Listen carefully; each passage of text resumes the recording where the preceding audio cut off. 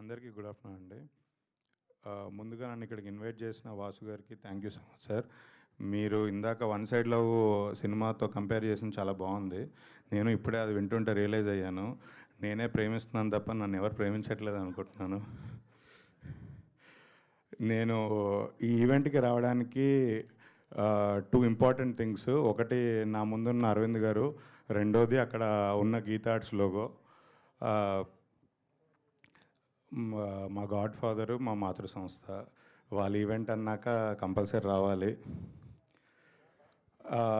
And ఇంకొకటి రెండు విషయాలు చెప్పాలి. ఒకటి పర్సనల్గా ఇక్కడ ఈ స్టేజ్ మీద నాకు ఒకటి ఆనందం ఉంది, ఇంకోటి రాక్షస ఆనందం ఉంది.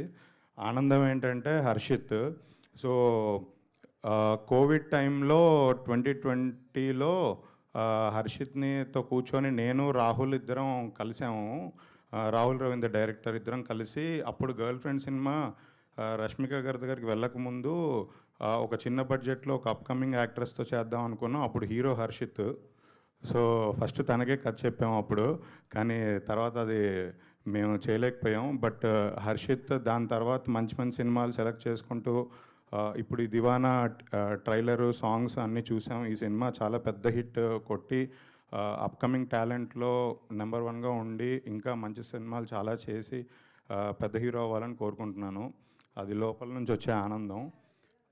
రాక్షస ఆనందం ఏంటంటే వాసు గారిని చూసినప్పుడు, అంటే మేము మా సినిమా అమ్ముకోవడానికి వాళ్ళ దగ్గరికి వెళ్ళి మీటింగ్లు చేసినప్పుడు, సార్ ఇది ఇంతెందుకు అవుద్ది సార్, ఇంతలోనే చేసేయాలి కదా, ఇది 2 కోట్లలో అయిపోద్ది కదా, 4 కోట్లు అయిపోద్ది కదా, మీరు ఎందుకు ఇంత అడుగుతున్నారు ఓటీటీకి అని అనేవాళ్ళు.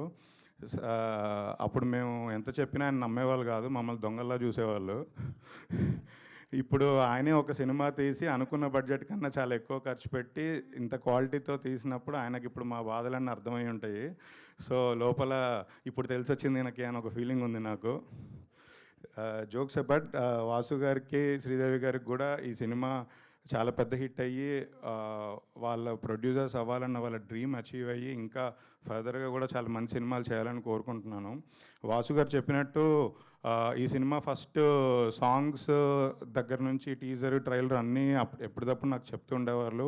నిజంగా చాలా ఇంట్రెస్ట్తో, ప్యాషనేట్గా, అంటే ఎక్కడ తగ్గకూడదు, ఎక్కడ మిస్ఫైర్ అవ్వకూడదు అని చాలా జాగ్రత్తలు తీసుకొని చేశారు.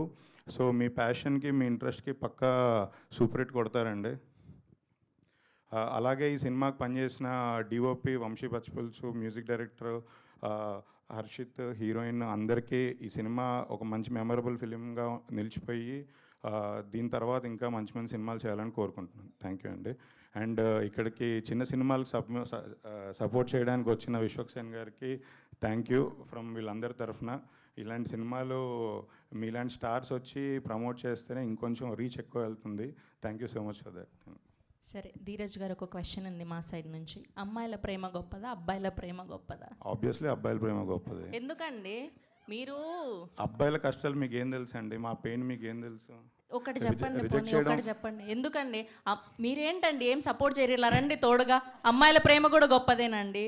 ఏమండి, ఆడిటోరియంలో మీరు ఎవరినైనా అడగండి, అమ్మాయిల ప్రేమ గొప్ప ఎవరు అక్కర్లేదు, నేనే చెప్తున్నా. బ్రేకప్స్ అన్ని అమ్మాయిలే చెప్తారు, అబ్బాయిలు అసలు చెప్పరు.